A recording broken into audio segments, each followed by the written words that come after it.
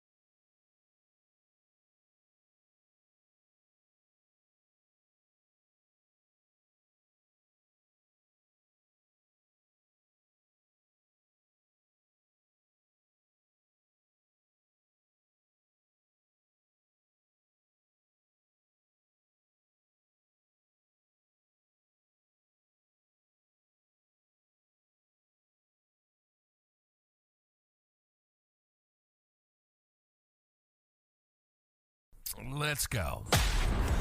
Master of all things tabletop. With the Paladins of Podcast. They ruin the games you love by talking rules that suck, how to build kick-ass encounters, destroy worlds, and really get your players invested. So go ahead and throw that fistful of dice at someone. Because we're going on a side quest.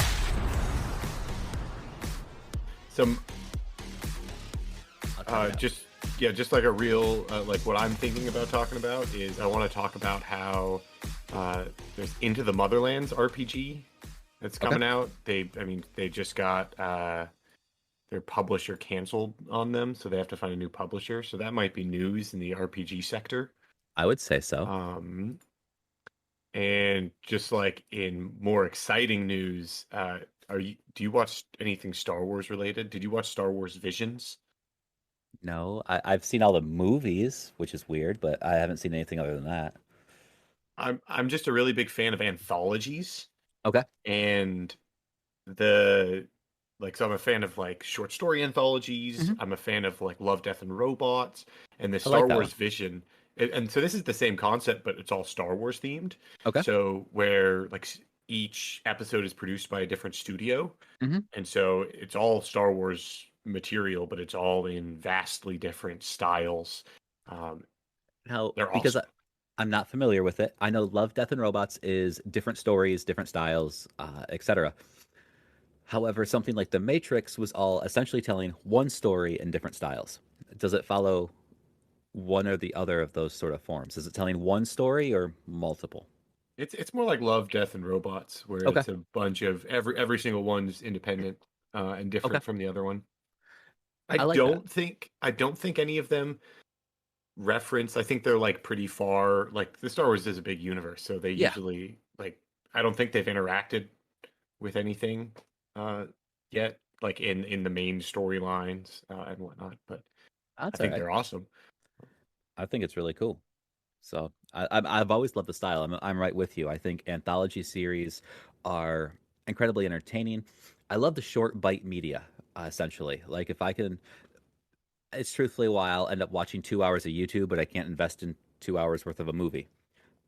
That short kind of content that's not a full investment allows me to consume essentially the important bits that I want to see. They condense the story into a manageable time frame that suits my level of interest over that period of time, and I love that. And I also find that in short form sort of media, people try to cram a whole lot more effort in. And I really appreciate that. Yeah, I agree. I feel there's a lot more, it's a lot more like laden with details, especially if in visual media, there's a lot more things going on in the background that you can notice that ties together to add more theme. In books, it's sentences that have like 2 or 3 meanings or implications. Yeah. Those are absolutely wonderful. I love it when they call back to something that's not super critical to the story, but it's super important to the individuals who remember earlier in the stories. That's one of my favorite things. Excuse me, when it comes to how they do it in books. I would say that comic books, as much as I would love to see the anthology series, I don't get as interested in because they make them into much larger events, by the way, that tend to either blow things out of proportion, not fit in, or it just doesn't seem to feel the same. Which is funny because I like the differentiation. Nope. I like the differences between everything in like video media or even small video game anthology series, which is rare, but I've seen a few I enjoy. Video game anthologies? Yes, I don't remember the name of the one that came to mind, but it reminds me instantly. My mind goes to the medieval game that came out with, I want to say it was PlayStation 4 and the PS Move and I. That was not the game itself, but when I think about it, I just remember similar visuals. And it was just a quick, like, not a puzzle game, just a quick RPG game, 2-3 levels, and then save the princess, boom, move on to the next style game. All done by different people, just crammed into one game. And by the end of it, it was all one story. Kind of interesting. I wish I remembered what I just one of the first things I played on my PS4. So weird. But yeah, I think there's go ahead. I think there's a little bit of a takeaway, and I've tried to focus more on reading short story fantasy novels because they can usually fit descriptions. Like their descriptions are a lot more detailed or like impactful, and I feel like that's the style of writing that, as a GM, I need to use more of. Just because, I mean, we can only impart so much information. Once you start rambling in a story, players, you're not going to have players paying attention. You need to be short, concise, tell the players as much information as you can, as quick as you can. That's how I roll. And when I listened to Alphinius Gu last year at Gen Con, he was describing his style of DMing, and he said, "Let it sink in. Be slow and descriptive. The inflection of your voice, take your time." And that was so contrary to how I'm used to doing it, because I've got players who have massive ADD brain. I have to kind of give them the concise, this is what you see, this is what's going on, go, for them to stay interested.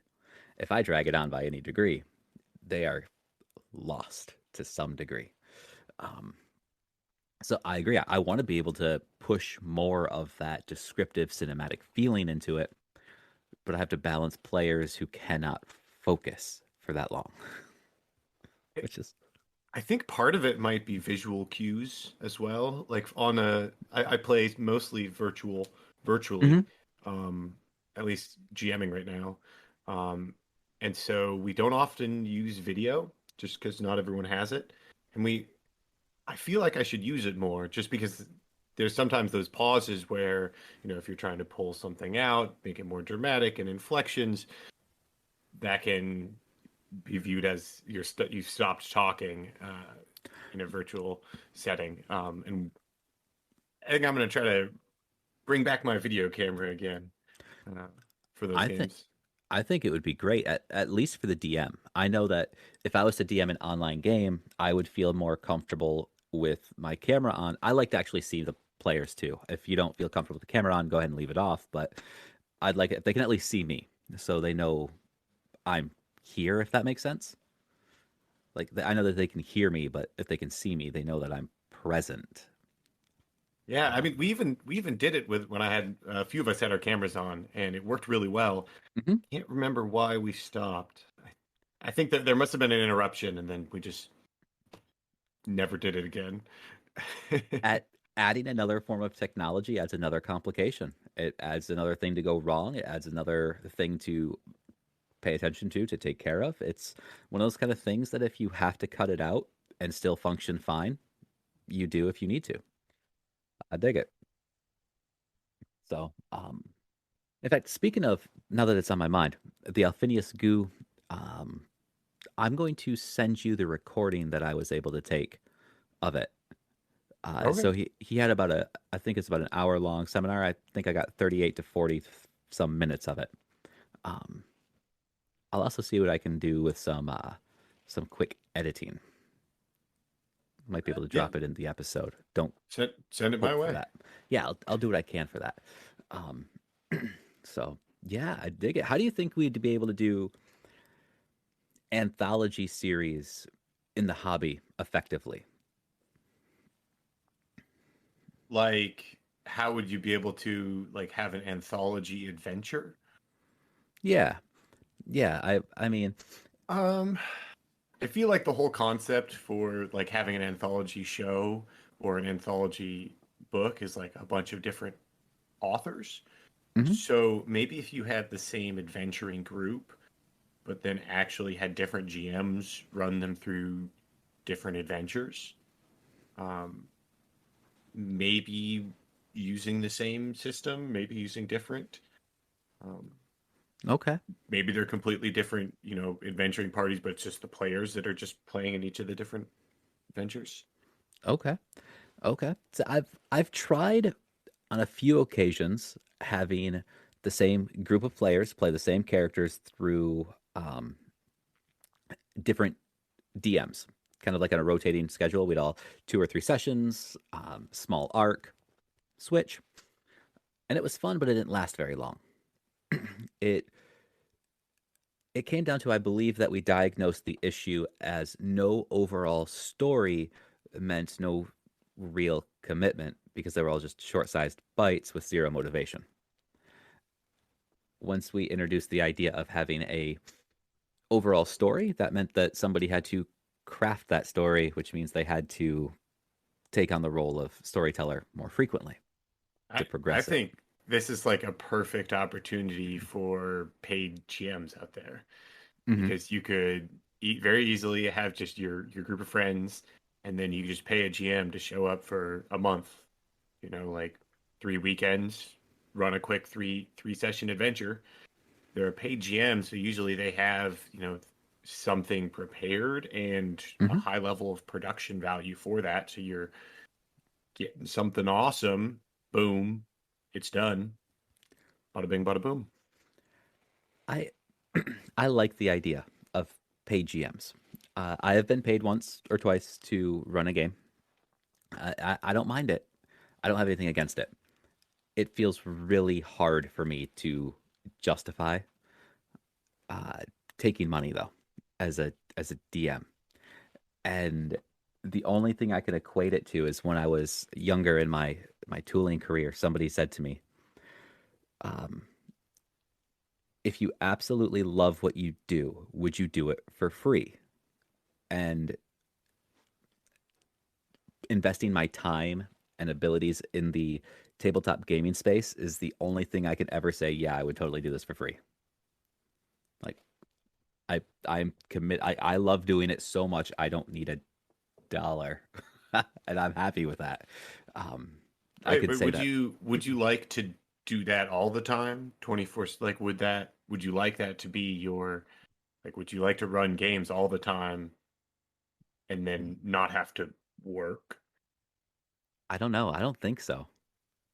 I think part of the enjoyment is that the effort I get to put into it is still limited, and it is still revolving around a selected core group of people that I can work with. It's not a one-off. It's not a, like you said, quick 3-game session over a month-long period. It's kind of a revolving investment into my players, their investment into me. If I was to scale that up, it would become more difficult. I don't know if I would still have the same enjoyment. If it felt too much like work, would I enjoy it? It already feels like work now when I do, but expanding it out, I guess it would depend on how I did it. I don't know. My mind's all over the place with that. And a big part of me says I'd still want to do it for free, but it seems silly knowing that the work and time I'd have to put into it. I mean, that's just wasting opportunity to make $1.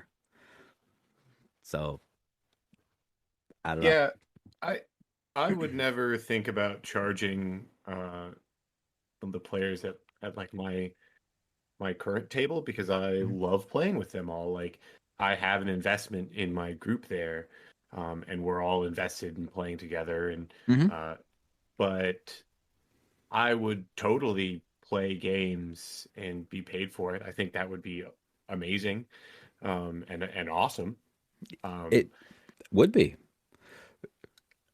Yeah, and I'm totally willing to pay others as well for it, because I mean, someone's got to live that dream, and there's people out there who are doing it, and that's awesome.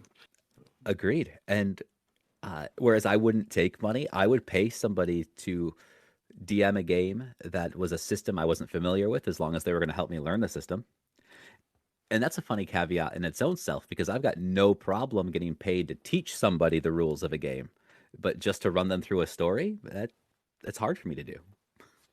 I guess I don't feel effectively like I'm doing anything if I'm just DMing. Especially a pre-written adventure, like, it's all done for me. I don't feel like I'm contributing anything. I'm just talking. I'm talking on the podcast too. I'm not getting paid for that either. Yeah, I think people should pay GMs. That would be awesome. It would be, and I've got, like I said, I got nothing wrong with it. But there's a lot of people who think it's absurd. I also don't see it as a number of times the GM is someone who buys a lot of products for a table or for a game, especially if you have a game in person. Yeah. Like especially if you're buying like 3D terrain or printing stuff or producing materials, that can add up money wise. Yep. So I also don't view it as necessarily paying the GM, but more like contributing to the investment in your game.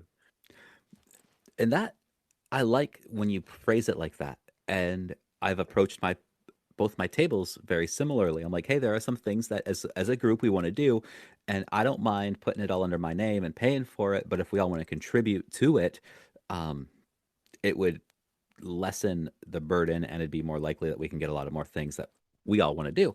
And some of them are on board. Some of them are like, I'm not sure if I've got the means to do it. And others are like, I can live without it. But I presented it very similarly as an investment to what we're doing, this craft, this hobby, this enjoying downtime of our week. It's not a bad idea.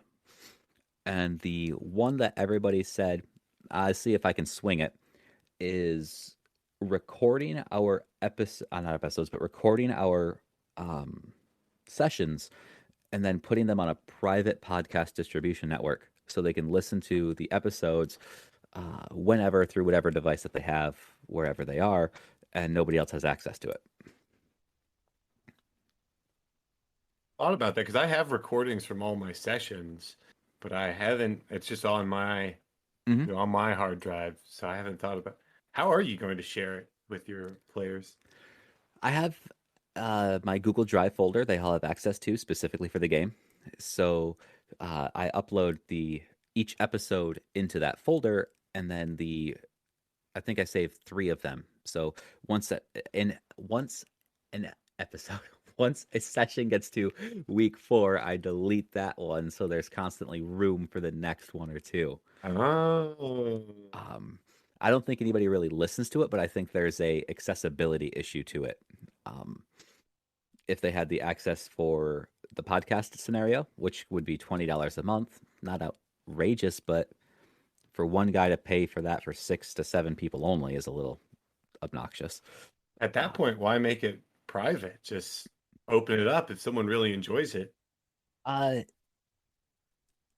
would say that for the safety of my players' images, it's best to keep it remaining private. Once you open that public forum or the idea for scrutiny or criticisms from the outside, things like personalities can really clash with public opinions. Whereas they're okay behind closed doors, they are not seen as appropriate for public view.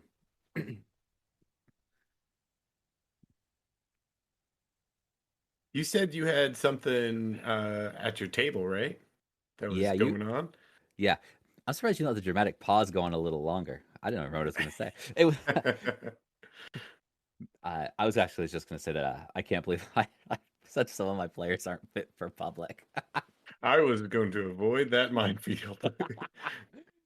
So yeah, I had an issue. I was kind of curious on how you would deal with it. I'll fill you in how I dealt with it. I had 2 players. They are in a relationship, so they're tied together. They have been pretty large staples in my primary first Animar game that I started. Their lives have just really gotten very busy and hectic, and they've had to step away from the table.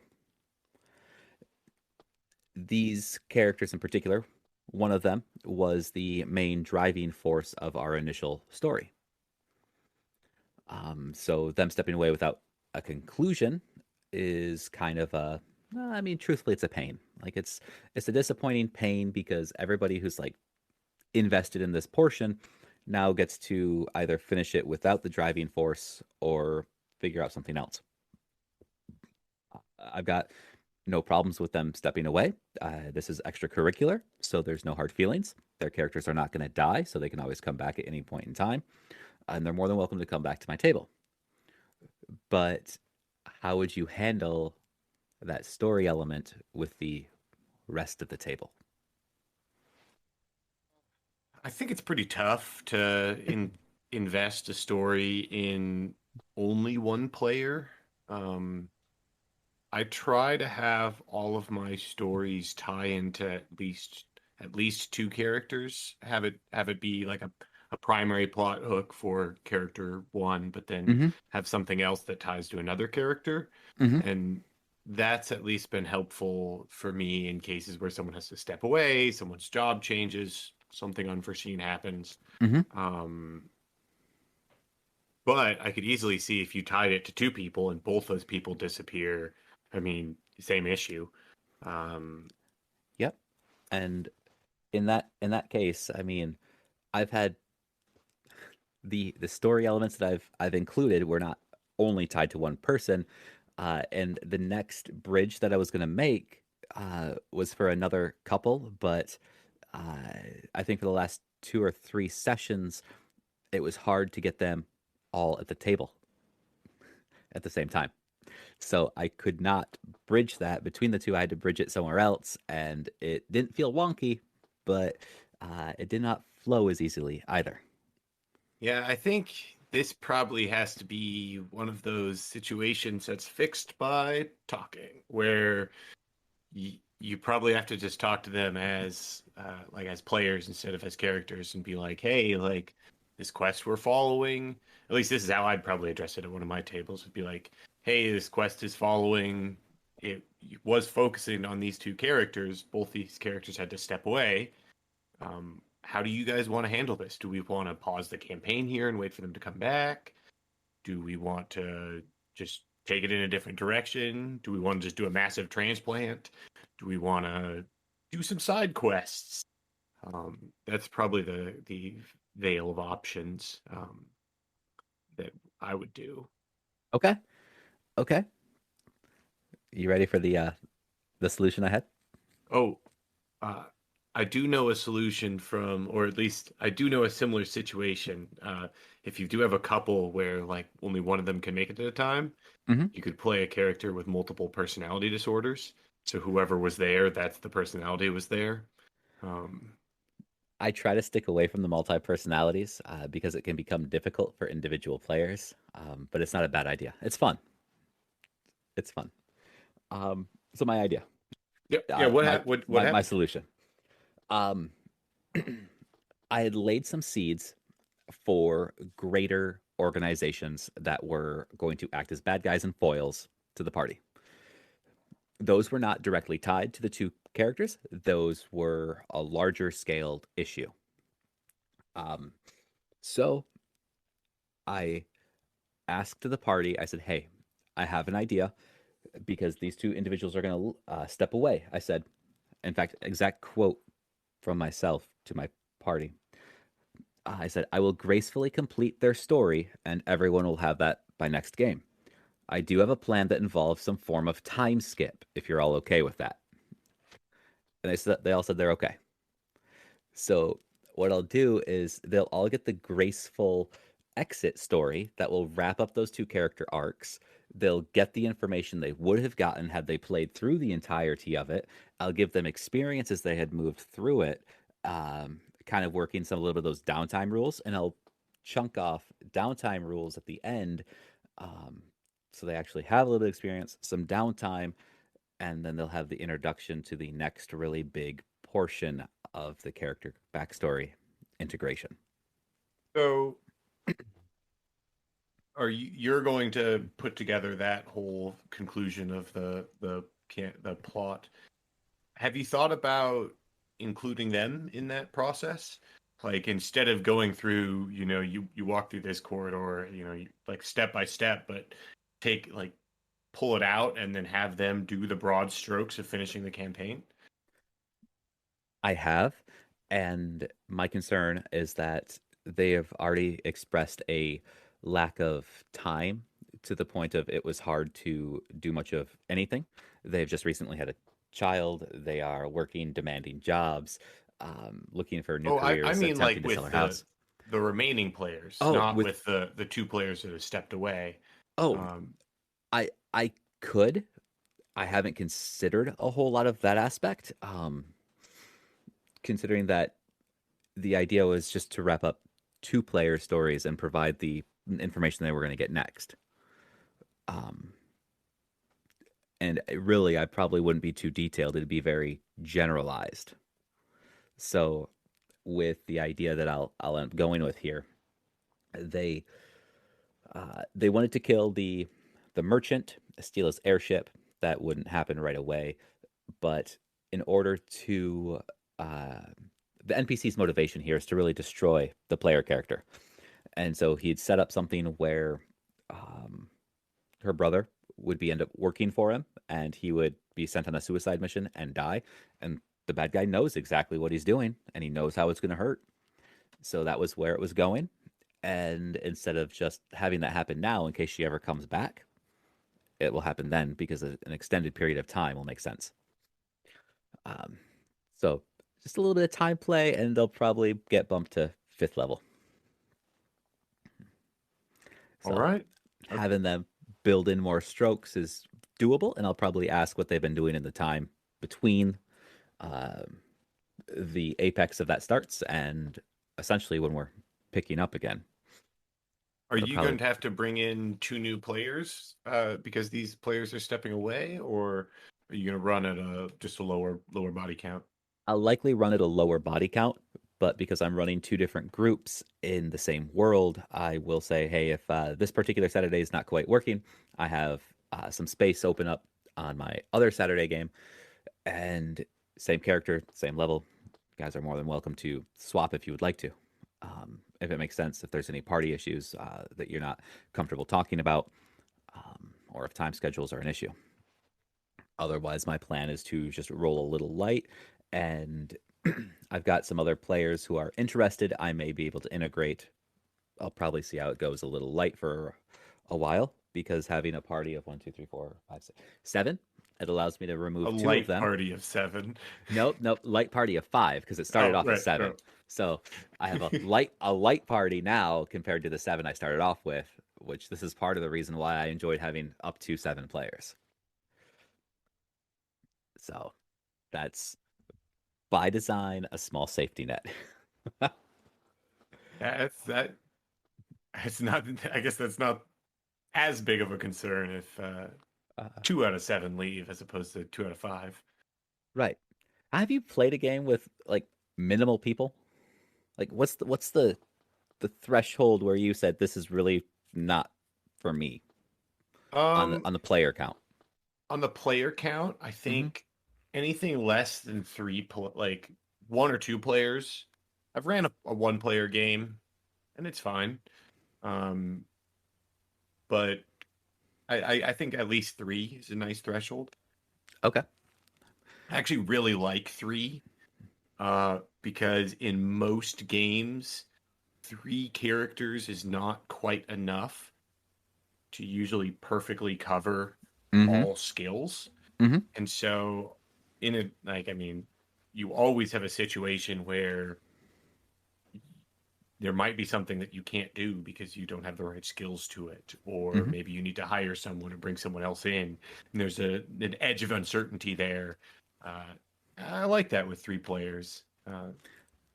I can see that, and 3 players is my minimum. But my reason I won't go down to 2 or 1 is simply because it feels really weird. Like, even if all the rules are there, even if the game flows well, playing the game, running the game for 1 person feels really, really weird to me. Uncomfortably so. I did an entire summer of it one time. So we had a game that ran all the way until summer started, and then kind of everyone was scattering for summer. And so I said, all right, well, your characters are like all scattering for the next summer. And so I just met with everyone individually. So If they wanted to play, they could just hit me up, and I'd have time to play, and I'd send out a text. And if if that one person was the only one that showed up, then it was a solo game while their character advanced. And then if 3 people showed up, then that person would still advance who scheduled it, and the other 2 would just play random NPCs along the way. That's funny. It was awesome. That sounds cool. Like one of my friends was really into hiking, and so we'd go on hikes and play along the way, and like hike up to Giant Rock and then roll some dice on the rock and drink a beer on the top of a mountain and play some D&D. So that's cool. I remember when I first got into it in the 3.5, I had a DM who was strictly theater of the mind, and we would end up playing late into the night. We'd want to grab some food, so we'd pile into the same vehicle. We'd all cram the entire party, by the way, would cram into the entire one car. Continue playing up to the truck stop. Play while we were at the truck stop. While we were in the car, we wouldn't roll dice. We would just make up reasonable numbers. He said, as long as you guys aren't hitting 18 through 20 every single time, I really don't care what number you call out. All right. I was like, whatever, cool. Get to the truck stop, have our food, continue rolling dice because we had a solid surface. It was incredible. I remember one day, it was Friday afternoon till sometime Sunday, midnight Sunday, that we were finally wrapping up. We're like, no, we're exhausted. We can't keep playing. Now I cap out at 4 to 6 hours, bro. I still do a couple of those gaming marathons. I have a similar story where we were driving for it was like a 4-hour drive to get to the place, and the GM just sat in the back, and we just played as we drove. I think we called the other player whose house we were driving to so that they could be part of it, and then we got all of our prep work out, and then we just hit the ground running. That's awesome. That's awesome. I think that's one of the coolest things about this hobby in itself is that a lot of people get wrapped up into the accoutrement of the table enhancements, the extra dice, the figures, the visual aids, but you can forego all of that and just enjoy the story, and you can still be combative. You can still have combat. You can still have encounters by playing straight theater of the mind. I think that people lost that when certain media became more popular, and they could see players or see groups of people really go all out with a high budget. So there are also some people out there that just have absolutely amazing artistic skills. Yes. Phenomenal. If I could paint miniatures like that, whew. I hear you. I've spent 2 years, 2 years on one mini right now. All right. What? Yeah. It's a werewolf mini. He's got his base coat. My skills are not developed enough to paint the rest of him the way I want it to be. So he's sitting in a pill jar. I do have a couple miniatures like that where I'm like, this one has such high detail. I'm going to finish these others before I get onto it. Right? Let me refine the skills on the cannon fodder.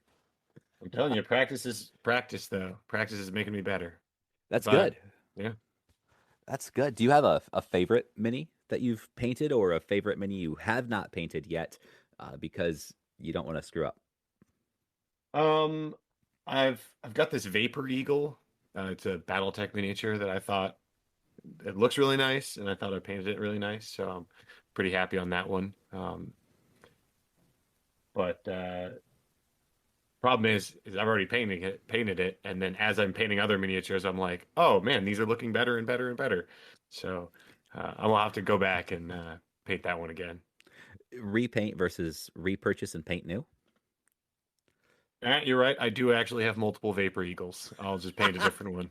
That's smarter. That's funny. Okay. I've got a not half. I've got a Dwarven Were Shark by Reaper Minis. It's one of the metal minis that I had to assemble. Which, don't get me wrong, as much as I love Reaper minis, their quality is fantastic.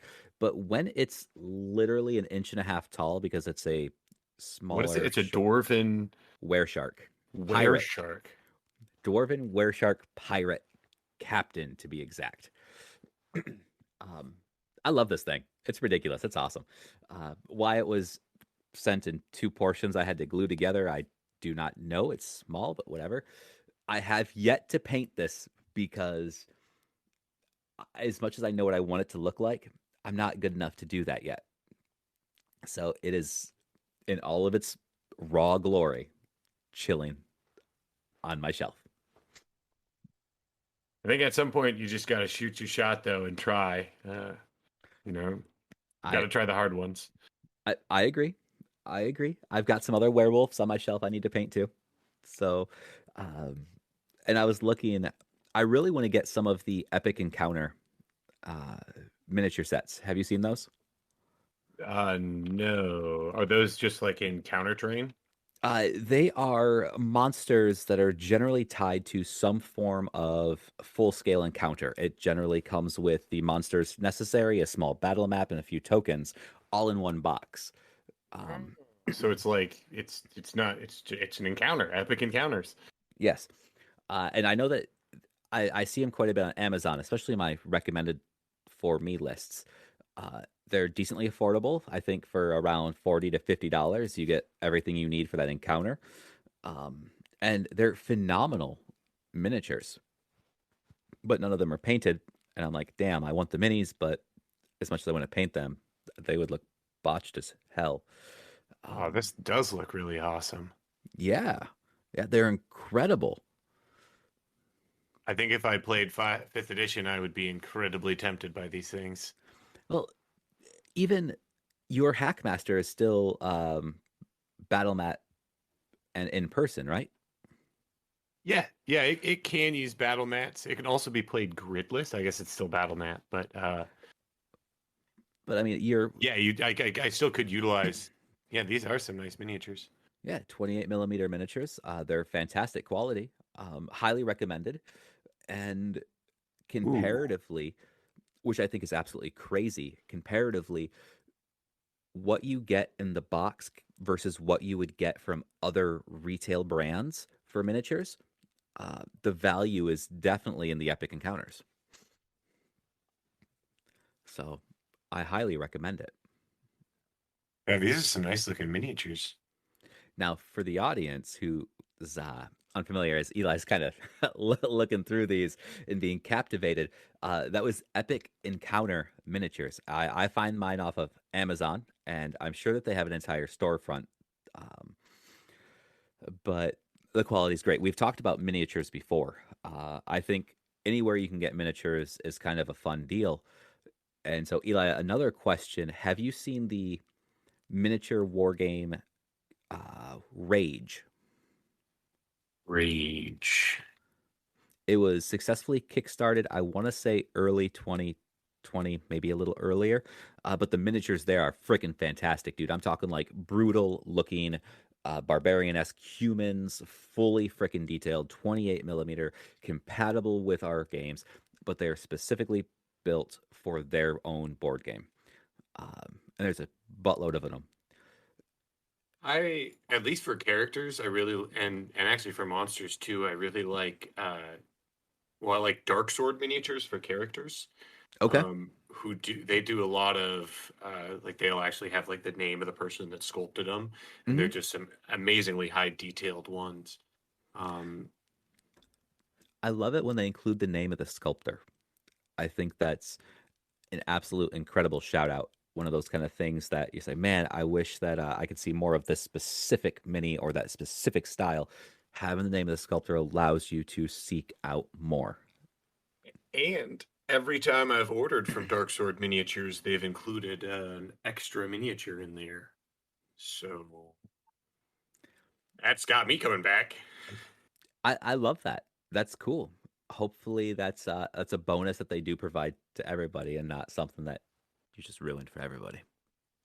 Yeah, I hope maybe I'm just lucky. If so, I've got some awesome miniatures from it, but right, like the extra chicken nugget. Yeah, the extra chicken nugget. Yeah. I can't. I've got another miniature company out there that I really love. That's got some like they do a lot of metal sculpts, and they're really beautiful metal sculpts, but they're all using like some of the old art styles. Okay. From like AD&D, and so I think they produce some absolutely beautiful miniatures. Now, the minis that I'm familiar with from earlier versions are way more, I want to say, washed out. They look way more wax figure-esque, less detail. Um, by going that route, are they still providing exquisitely detailed minis, or are they just following the same pattern? They are still incredibly detailed. Okay. It's otherworld miniatures. Otherworld miniatures. Yeah, they still are incredibly detailed, but they are like inspired using that other art style. That's cool. That's fair. I remember when I was playing with a acquaintance, became a friend. His wife bought him all of the Dwarven Forge terrain at the time, and that was back before they did the plastic. It was all the dental plaster, so super fragile, hand painted, expensive, packed in fragile boxes. He had buttloads of miniatures from all sorts of brands, and it was incredible. Oh, dude, I like that the beholder that pops up in the link. That is okay. I'll check them out. I'm also going to include that in our description link, so they'll dig that. But the guy had all of the stuff that you could really imagine. One of those kind of things that just says, this dude is into it, chest deep. And phenomenally beautiful to look at. Expensive, and he loved them. He would not let anybody touch the miniatures. You would tell him where you wanted to move, and he would move your character for you. Little weird. But hey, to each their own. These things are what some people cling to that much, and it's okay.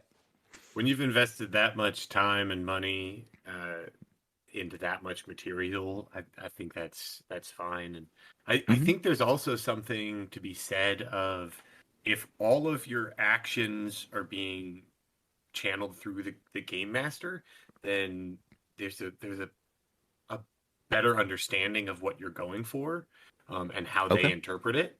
Mm-hmm.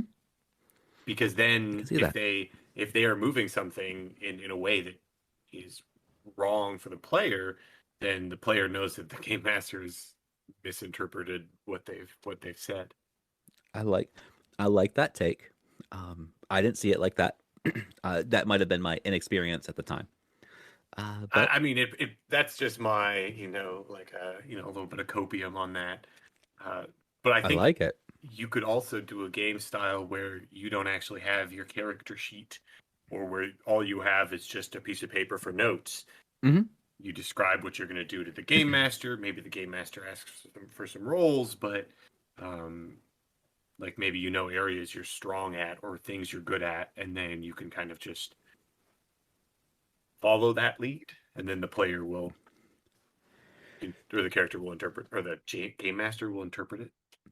I've seen the idea like that float around where people suggest your characters are pre-built from your DM, and you just get a sheet of paper, and you have to figure out essentially your character sheet as you stumble through level 0 to 1, essentially.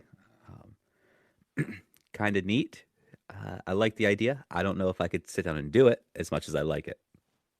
I think if I wanted to do it, I would do something. I would try to play a game where there was like a life path game. Okay. That way I could sit down with the player, and then I would have the rule book open, and then I would ask them questions. Like for Traveler, for example, you get to choose like what direction your career goes in, and you get to choose what career. And so I would be the one asking the player those questions. And so that way the character gets a decision, like the decisions that a person might have. Like, oh, I'm going to follow, I'm going to go into piloting. And, oh, this is the direction I'm going to take. And then that way the player knows their background and kind of knows their strengths, kind of knows what they've done. And then they can make more informed decisions to what their character's strengths are in game. I can see that. I think that's the direction I'd take it if I did it. I would like that. And I was actually reading a post on Reddit. Somebody was talking about character creation, and they didn't give any names to the games themselves, but they were hitting all the same points. I'm like, they're talking about Traveler. So even without playing the game, I've talked about it enough with you and a few other people that I now can pick up on it. It's a great game. Stars Without Number has a very similar character creation. So yep, that was one that Craig used to talk about quite a bit. But truthfully, I think one of the next ones I'm going to try to pick up is Troika. Troika. Yeah, I've never heard that one. It's a little weird. I've already got a supplement for it called Acid Death Fantasy, and I don't understand Acid Death Fantasy because it's built on top of Troika, which I don't have, and for the core rulebook itself, it's way too obnoxiously priced for what it is, in my opinion. And I refuse to buy the PDF because I am a pompous idiot when it comes to that shit. In-person copy, or do you demand a hardcover? It doesn't matter if it's soft or hard. I just need a physical copy. That's fair. That those things matter. Yeah. You'd also mentioned you were trying to get into the Cypher system, right? Yes. And I've played a little bit of the games in the Cypher system to get my feet wet. I like the presentation. I have the toolkit, like the master book, and it confuses the fuck out of me. Okay. What about it confuses you? Reading rules in a straight, non-flavored way is like reading stereo instructions to me. It's boring. It's wall after wall of text, even with the great pictures like their presentation is. It's unmanageable for me to put it all together easily. So is it laid out more like a dictionary or like a car manual, like section 1.11, 1.12, 1.13 rules reference? Very similar to that style. Like chapters 1 through X are pretty much all the rules you need for the game. Any style of game that you want to play, see the further chapters in the book. So if you want to play a fantasy game, see this chapter for the types of characters and how that would work. You can play sci-fi, see this chapter for those types of characters and how this works.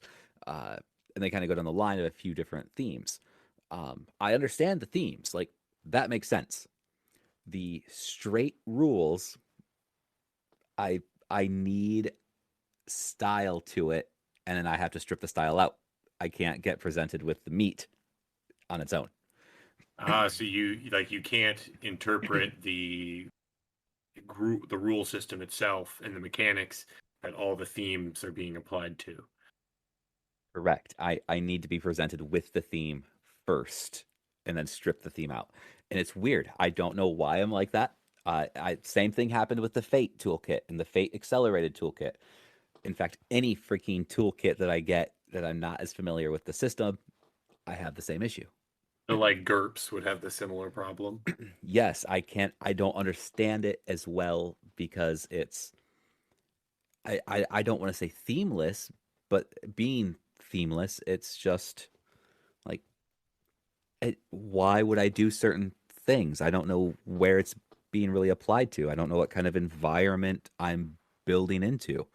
So as a person who has no group and no concept, I'm reading rules that are generalized in a way that just don't make sense to me because I've got nothing to apply it to.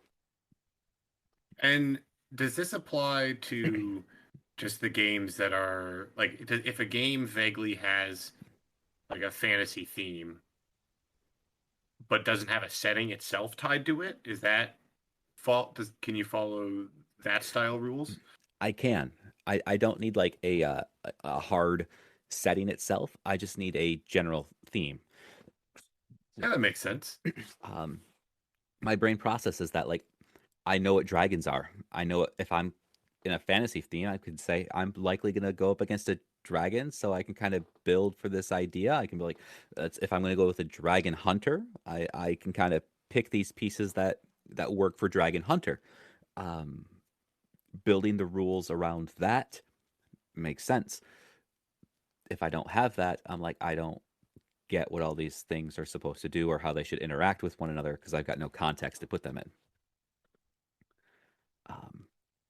I think that's a personal thing. I don't think that's something everybody struggles with, but I'm a big proponent of SRDs, which are the same exact thing, toolkits. I love them. Excuse me, my voice is going out. My throat is itchy as hell. If you love them, wait, so you absolutely love SRDs, but you also don't enjoy them? Like enjoy, like reading through them or using them without a theme? I try to use them, but it's too much for me. I love them because of the versatility in which you can do when you have the base level. If I had a different understanding of these games, I would be in a different position. Like you could hand me the SRD to Dungeons and Dragons 3.5, or Pathfinder by Paizo. Hell, I know enough about D&D, even 5th edition. I understand it, but I've had that context behind it. So I'm familiar with it. Without the familiarity, I need context. Without context, let me rephrase that. With familiarity, I don't need context. Without context, I'm lost. Do you own any games that use the Cypher system? Like I think Necromunda. I thought I did. I thought I did, but I was looking at it and I don't see another Cypher system on my shelf. So maybe picking up one of those might be helpful. Mm-hmm. Not Necromunda, Numenera. That's the one. I seen it and I was super considering it, but at the time I was looking for potential game systems to also build off of for a few third-party publisher content I was considering creating. So the toolkit made more sense at the time than Numera. However, Numera looked incredibly interesting. It's got super high reviews. Sounds incredibly fleshed out and beautiful to play. I may have gone with the wrong option, but at the same time, I couldn't get my party to switch to Numera. So the toolkit was probably the right option. So I don't know. Again, so I've had that a few times. Buy a fancy system. No one wants to play. It sucks, dude. Like that's you and I are on the same wavelength. Like play as much as you can, as many games as you can, learn everything you can, steal what you can, and go. We almost had my last session was almost quote unquote canceled, where we almost didn't have enough quorum. We almost had 3 players instead of 4. Oh, okay. And so we were going to run a one shot of Conan the Barbarian, that RPG. Mm-hmm. But I sent out the email with all the information on how to set up a character if people wanted to, and the pre-built options if they just wanted to run with the pre-build. Sure. And I sent out the email, and then it started a flurry of conversation about if we could reschedule when the game was, and then everyone was able to make it at the rescheduled game. So nice. I got bamboozled into playing the normal campaign. Yep. It happens. It happens to all of us. So, all right. Well, we went a little bit over our normal time and totally forgot to introduce ourselves as the Paladins of Podcast, Rob and Eli. Hi, I'm Eli. Hey, Eli. I'm Rob. Check us out next week at our normal time. You can always find us online at epictablegames.com or on Facebook at Epic Table Games. Shoot for the moon.